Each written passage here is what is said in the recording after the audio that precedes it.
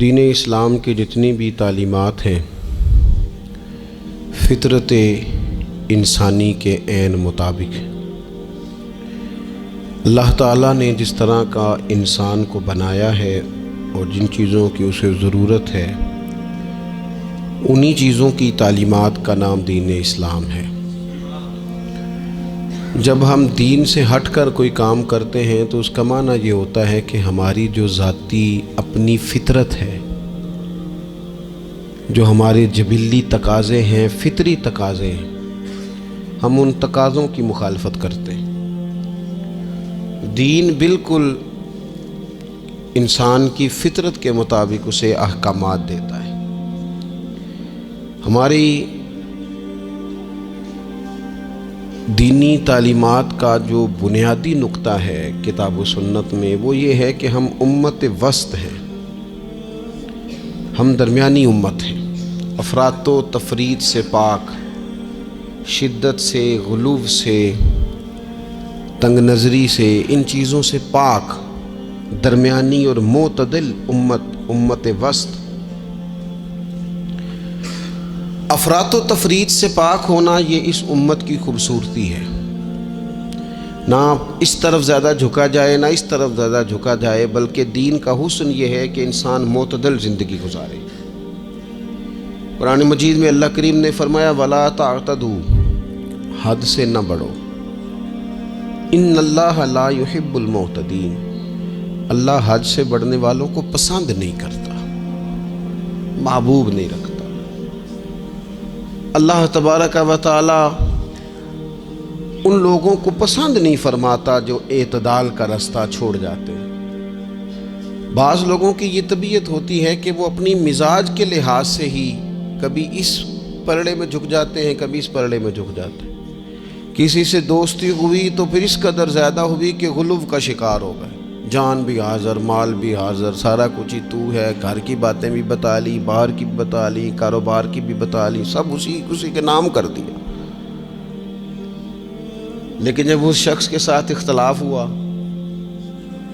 تو پھر دوست تو دور کی بات، اسے انسان ماننے سے بھی معاذ اللہ انکاری ہو گئے۔ تو یہ شدت ہے، یہ تناؤ ہے مزاج کا، اس سے انسان کا اخلاقی حسن ضائع ہوتا ہے، اس سے جو انسان کی انسانی خوبصورتی ہے وہ چلی جاتی ہے۔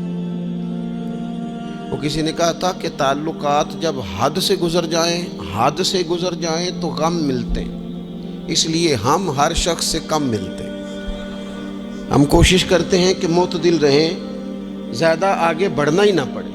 نبی پاک صلی اللہ تعالیٰ علیہ وآلہ وسلم نے ہمیں معتدل دین دیا ہے، اعتدال والا، درمیانہ، اور فرمایا بہترین رستہ درمیانہ رستہ ہے۔ اور نبی پاک علیہ الصلوۃ والسلام نے فرمایا جو درمیانی چال چلتا ہے وہ کبھی تنگ نہیں ہوتا، جو اعتدال کا رستہ اختیار کرتا ہے تکلیف میں نہیں آتا۔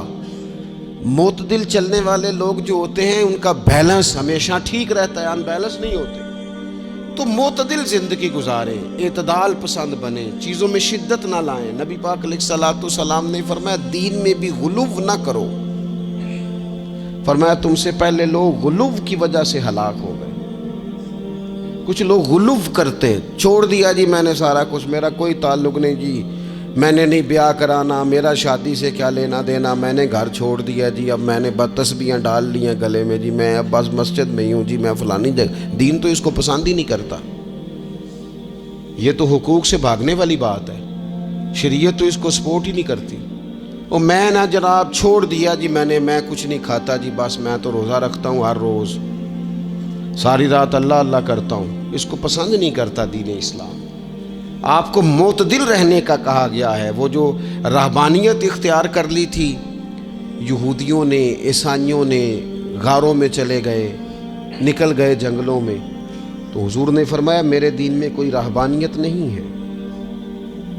دین تو کہتا ہے کہ آپ روٹین کے کام کریں، روٹین کے، اور روٹین کے کام ہی صحیح کر کے کریں، اسی میں آپ کو اللہ کی رضا نصیب ہو جائے گی۔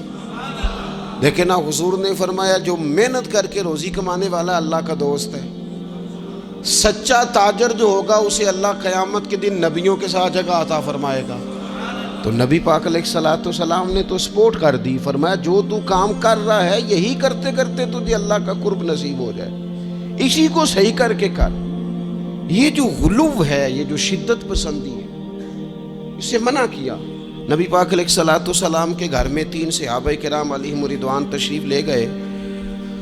انہوں نے جا کے نبی پاک علیہ الصلوۃ والسلام کی عبادت کا حال پوچھا۔ چند صحابہ گئے تو ازواج مطہرات نے ارشاد فرمایا کہ محبوب گھر تشریف لاتے ہیں، کچھ وقت آرام کرتے ہیں، کچھ وقت ہمیں دیتے ہیں، کچھ وقت عبادت میں گزارتے ہیں۔ اب وہ تو گئے تھے جا کے یہ معلومات کریں گے اوہو کہ سرور کائنات تو ساری رات اپنے رب کو یاد کرتے ہیں۔ ہمارے ہاں بھی لوگ پیری مریدی کے سلسلے میں جب کہیں جاتے ہیں تو ان کا خیال ہوتا ہے کہ جو پیر صاحب ہوتے ہیں نا جی، نہ وہ روٹی کھائیں، نہ ان کے ہاتھ میں موبائل نظر آئے، نہ وہ ہنسیں، نہ انہوں نے اچھے کپڑے پہنے ہوئے ہوں، بالکل ایک فقیر آدمی، اور جب بھی ہم جائیں نا وہ تھوڑی، اور لوگ کرتے بھی ہیں یہ کام اللہ ماشاء اللہ، لوگوں کو دکھانے کے لیے وقتی طور پر بعض جگہوں پہ یہ سلسلہ ہوتا بھی ہے، لیکن یہ وہ نارمل زندگی نہیں جو ہمیں رسول پاک نے سکھائی ہے، یہ وہ دین نہیں کہ آپ بالکل کٹ گئے اور آپ حیرت انگیز بات کر رہے ہیں اور آپ جناب بالکل دنیا کا آپ سے کوئی تعلق ہی نہیں ہے۔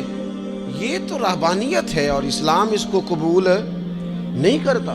وہ صحابہ کرام علیہم رضوان نے نبی پاک علیہ السلام کے احوال شریفہ سنے تو وہ کہنے لگے کہ نبی پاک کے صدقے تو اللہ اگلے پچھلوں کو معاف کرے گا، حضور تو محبوب ہیں۔ یہ سن کے اب انہوں نے اپنے دل میں جو ارادہ کیا، کہنے لگے محبوب تو وراء الورا ہیں، لیکن ہم چونکہ گناہگار لوگ ہیں،